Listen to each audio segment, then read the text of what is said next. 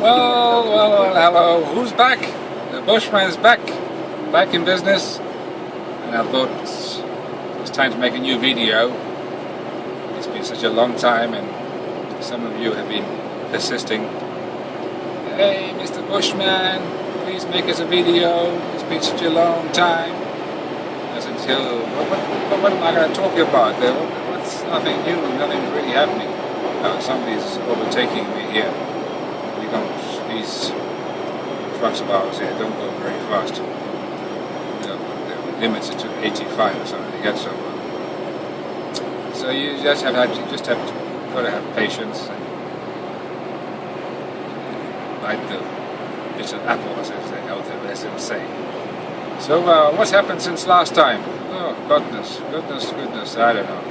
A lot of stuff has happened. Would you believe? I know you're not going to believe this story, but I've been working as a, what can I say, so-called springer. Springer as in the holiday relief driver, or go-to guy when somebody's ill or whatever. But I've been basically working all the time.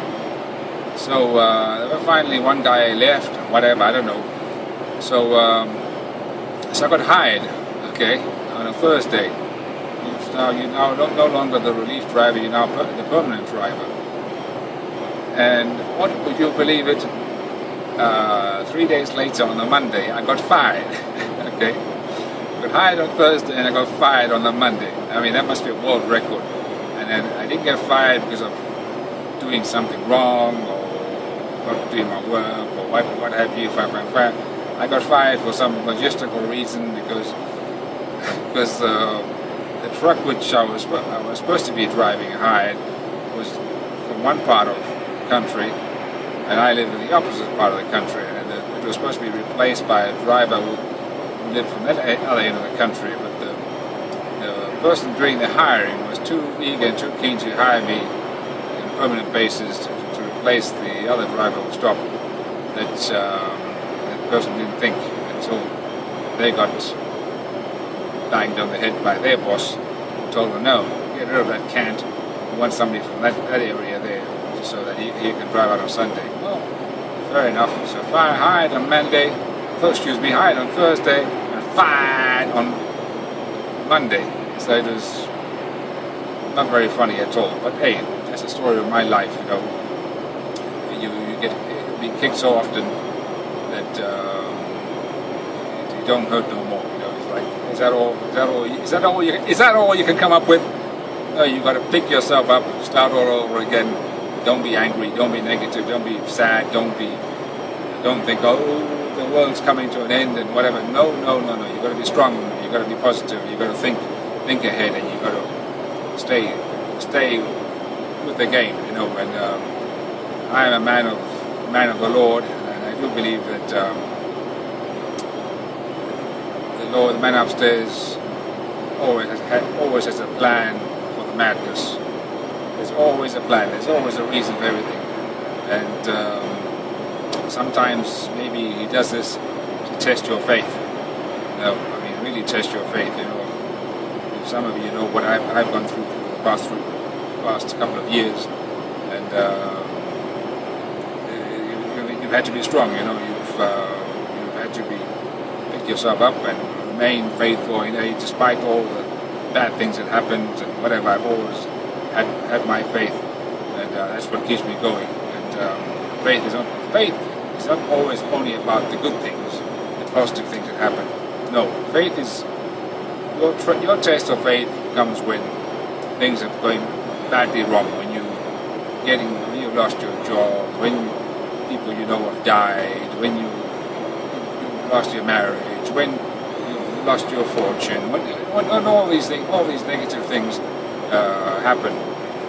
That's when the true test of your faith comes along, and people who love their faith will stay strong and will actually love it even more. And this is what happens when once, it's a bit like in the Bible they talk about 7 good years. Make sure you reap and you harvest and you keep, because there will be 7 bad years, and bad years, you better have made sure that you had something left over from the 7 good years to keep it going through the 7 bad years. And I think sometimes faith is a bit like this, you know, it goes up and down, and it tests you. And so most people, they only remember the Lord, they only remember to give thanks and praises when things are going, when things are bad. You know, they think of it. When things are bad, that's when they think of the Lord. But the moment when things are going well and everything is hunky-dory, whatever, then they tend to forget the Lord, and they tend to indulge in themselves. And this is where it's important to give thanks and praises to, and be happy with what you have. You know, it's not always that important to have everything. You know, to have a big car, a big house, the big holidays. These are all material things. These things mean nothing. You know, they can be taken away from you at any given moment of time. It's important to have your values. It's important to have your love. It's important to love your children. It's important to love the one you live. It's important to love your parents. And love is what really matters, not material things. Material things, you know, they come and go. One moment you have them, the next moment they're stolen, burned, broken, whatever, I don't know. So don't always be so keen on material things. You know. Be keen on things that matter, spiritual things, things from the heart. Oh yeah, and what else has been going on? You know, I don't even know why I was going down a religious path. It wasn't supposed to be like that. But what else has been going on? Oh goodness, yeah, there's been so much about this war. You know, this Syrian war. God, every time I turn on, unlike most of you, maybe I fortunately only watch television in the weekend. So I never watch television during the week. So I don't have television. I don't have access to television. So it suits me very fine. So I listen to all the nonsense on the radio. And unlike television, radio does have, I would say, they have a little bit more time. The news, a little more time to tell you things, to go in depth, because they're not so pressed with time as with television. And we're following this Syrian business here, and I don't know. I think going to war there, I think it would be a very, very, very bad idea. I think leave that thing alone. Leave those jihadis. You know, you think about it. Who's fighting who there? You know, it's not on one side the Syrian governments, or what so-called government, with all the Alawites there, and they're fighting basically jihadi tourists. Why can't I say that word? Jihadi tourists. So you see, these are all these people who come from all over the world, and who claim they're going to fight in the name of Allah and protect Allah's noun and all this business. And they go, no, nothing, none of their business whatsoever being there. Okay, it's not their fight, it's not their war, it's not their battle. They should go home and leave the Syrians to sort out their problems. Because as long as they're there, I can't see how they're going to have some kind of negotiated peace settlement, because it's not possible. These people, they are so, the jihadi tourists are so local, and they're so, their visions, they've got this tunnel vision, and they just they will not get any other opinion. They only want their way. It's their way or the highway, and either they're going to win or they're going to be annihilated, one or the other. There's no two ways about it. So I don't know how that business will solve, and I don't see how. Of course, I do accept and understand that gassing out using chemical weapons against your own people, that is pathetic and ridiculous and beyond descriptionally horrible. But was it now? I wonder, was it really the Syrian government used it, or was it these jihadi people using the same chemicals to draw in the rest of the world into the war there, so that they could get excuse to kill Westerners and do atrocities in Western countries because they took part in the war, etc., etc. Nope, I think Obama did a very good, like I say, job there by not by backpedaling and finding a way out of bring America into this war. Nobody wants it. Nobody in Europe wants it. Nobody in America wants it. Nobody in the world wants another war. Yes, it's unfortunate that people are being gassed and chemically. I don't even want to think about it, but it's their war. Let them sort it out themselves. Let the jihadis go home. Let the Americans stay out. Let the Russians stay out. Let these people sort out their own problems. But sooner or later, they're going to have to sit down. And they're going to have to talk it over, talk it out, and find out some kind of solution. Because you can only kill and bomb each other, shoot each other to a certain point. At some point, they'll both realize what on earth is going on here. Why are we doing this? What's the point of it? Who's going to win? I mean, everybody's left the country. All the normal Syrian people, long gone. They're now refugees in all the neighboring countries. Poor people living in tents and whatever. Winter coming up, and I hate to think of their destiny. What's going to happen to them? And while their country is lying in ruins, their property, their homes, their businesses, their farms, their schools, their whatever, all being destroyed in the meantime while they are refugees in a foreign country. It's sad, horrible business. But as you know, people cling on to power no matter what the cost. No matter if it means that their country will get destroyed, we will cling on to power. Just look at our old friend there, Mr. Robert, Sir Robert Dr. Gabriel Mugabe. Yes, indeed, he is a Sir.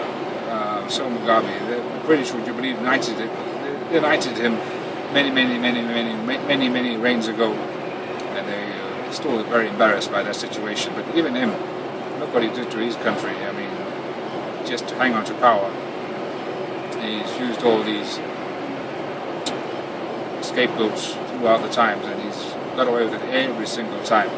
Very clever, but unfortunately, the country, Zimbabwe, or as I call it, the country formerly known as Zimbabwe, because nothing left there, has paid a very heavy price. And I know many of my Facebook friends here absolutely loathe this man, and I would go to any length to get rid of him, but this guy's got some kind of staying power. I mean, he's in the 90s and he's still in power. Now, what country on earth? Okay, this is what makes it so embarrassing for Zimbabwe. What country on earth would re-elect a president for the 7th time and in his 90s? Not in a million years would that happen. It shows you how badly he rigged the last election. I mean, with the help of the Chinese, with the help of other people, they rigged the elections very well. And normally, if you want to make the rigging a little bit credible, you say you won by, let's say, 51.5% or something like that. That'll make it credible. But don't say you came out with 65% win. Come on, you weren't born yesterday. I mean, that is really rubbing our noses or our faces in the dirt. So don't think that we're stupid. We are able to see them through the cotton wool through our eyes, whatever, I don't know, what's the expression? Yeah, I think one of you right. I can see through the wool of the eyes, or the cotton wool through the eyes, or I don't know. You write me a message and tell me that English expression. I mean, I don't get to speak English that often anymore, so nowadays I'm more comfortable speaking Danish, German. I like German. Unfortunately, I don't get to speak English so much, so practice will make perfect. Who knows? I might show up one of the reunions. There's apparently one in Texas, which we're hoping will attend if the Americans let me in America. For all I know, I could be on some blacklist, but I don't think I should be on any blacklist. I've done nothing wrong. So, or the next one in Market Harborough, something like that, something in the middle of Great Britain. And yeah. Anyways, I don't know. No, I can see the next one's overtaking me here, as you can see over here. Oops, maybe somebody's flying past us here as he drives along. Another one. This was actually somebody who actually asked me the other day, "Hey, Christian, we want to see some more action, from the road. Tired of looking at your miserable face. So tired of looking at my miserable face. What's wrong with you?" And so as you can see, he's now flying by there, and in he goes. So that's what happens. So put the camera back up here and continue our filmings and our chit-chattering and talking gibberish on the road there. We haven't. So I don't know. So I sound so miserable and horrible and tired. I ain't miserable, horrible, and tired. I'm actually in a good mood and I'm very positive, all nice, clean and shaved and whatever. And I'm all saying this shouldn't be all like a miserable. It should be like a positive conversation. It's supposed to. Anyways, enough said, enough gibberish, enough talking, and you know what. So if you have any comment, or if you have any suggestions, or if you have any ideas, if you have any requests, if you have any, I don't know what, please, the dotted line underneath, please write something, tell me something, educate me, tell me off, or I don't know, whatever, just say something and we shall respond to it. You know what I'm saying? So I thank you for your time and definitely your patience, and I shall make another one video of this when a lot of water has passed underneath the bridge, if you know what I'm saying. Not in the near future, but in the distant future. So you people, take care. We love you all. We love you all from the heart, not from the heart of my bottom, but from the bottom of my heart. Okay, bye bye.